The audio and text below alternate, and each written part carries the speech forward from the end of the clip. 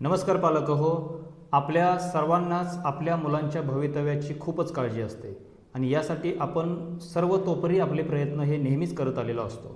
पण खरं पालकत्व कसं असावं, पालकांचा आपल्या मुलांच्या जडणघडणीमध्ये रोल कसा आहे हे सांगणारी एक छोटीशी स्टोरी मी आज तुम्हाला सांगत आहे. स्टोरी आहे एका पक्ष्याची आणि तो पक्षी आहे गरुड. गरुड पक्ष्याची मादी ही आपल्या पिलांसाठी अशा ठिकाणी घरटं बांधते ज्या ठिकाणी कुठलाही इतर प्राणी किंवा धोका पोचणार नाही. आणि त्यासाठी एकतर उंच टेकडी पर्वताच्या टोकावर किंवा उंच उंच झाडावरती हे घरटं बांधलं जातं आणि ही मादी त्यांचं संगोपन करते. पण काही वेळानंतर ही मादी त्यांना पोटभर अन्न द्यायचं बंद करते. त्याचबरोबर त्यांना सतत, जशी की कोंबडी आपल्या पिलांना सतत आपल्या पंखाखाली घेत असते, ते घेणं बंद करते. त्याचबरोबर घरट्यांमध्ये अंड्यांसाठी ठेवलेला जो मऊ पंखांसारखा भाग आहे, मऊ पानांचा भाग आहे, तो हळूहळू काढायला लागते. आणि अशा पद्धतीनं एक रियालिटीची ओळख ही मादी किंवा ही आई आपल्या पिलांना करून देत असते.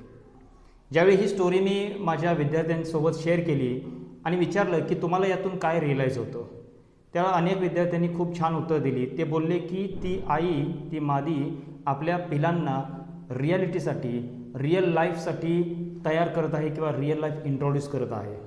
मित्र हो, या स्टोरीतून तुम्हाला काय लक्षात आलं? आज आपण काय करत आहोत?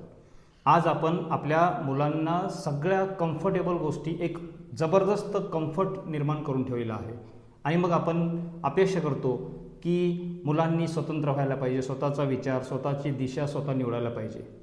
जोपर्यंत मुलं आपल्या हातात आहेत, मोठी होत आहेत, तोपर्यंत आपण या मुलांना सर्वतोपरी कम्फर्ट क्रिएट करत आहे. सगळ्या गोष्टी त्यांना आपण पुरवत आहे, सगळ्या गोष्टी त्यांना आपण अवेलेबल करून देत आहे आणि अशा डिपेंडंट झालेल्या या मुलांकडून आपण मोठ्या मोठ्या अपेक्षा ठेवत आहे. मला या निमित्तानं हे सांगायचं आहे की आपलं ओव्हर पेरेंटिंग आणि फ्री पेरेंटिंग या दोन अत्यंत घातक अशा गोष्टी आजकाल आपण करत आहोत. यामध्ये ओव्हर पेरेंटिंग म्हणजे सगळ्याच गोष्टी मुलांना अवेलेबल करणं, प्रत्येक गोष्टीला आपण त्यांच्यासोबत अवेलेबल राहणं, हे झालं ओव्हर पेरेंटिंग किंवा आपण अति काळजी घेणं असं आपण म्हणतो.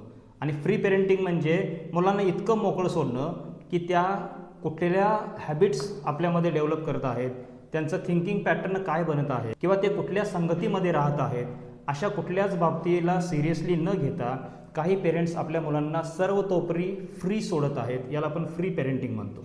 या दोन गोष्टी जर का आपण जाणीवपूर्वक याची काळजी घेतली आणि जिथं गरज आहे तिथं मुलांच्या सोबत राहणे आणि त्यांना स्वतःचं लाईफ, त्या लाईफची ओळख करून देणं, अशा पद्धतीने जर का आपण एक कॉन्शियस आणि प्रॅक्टिकल पालकत्व जर का आपण स्वीकारलं तर निश्चितपणे भविष्यामध्ये येणारे चॅलेंजेस आणि भविष्यामध्ये येणाऱ्या संधींसाठी आपण मुलांना उत्तम प्रकारे तयार करू शकू. तुम्हाला याबद्दल काय वाटलं हे कॉमेंटमध्ये मला नक्की सांगा. आणि हा व्हिडिओ जर का आवडला असेल तर अजूनही इतर गरजू पालकांच्यापर्यंत हा पोचवा. चॅनलवरती नवनवीन अशाच इन्साईट्स मिळवण्यासाठी चॅनलला सबस्क्राईब करा, लाईक करा. थँक्यू.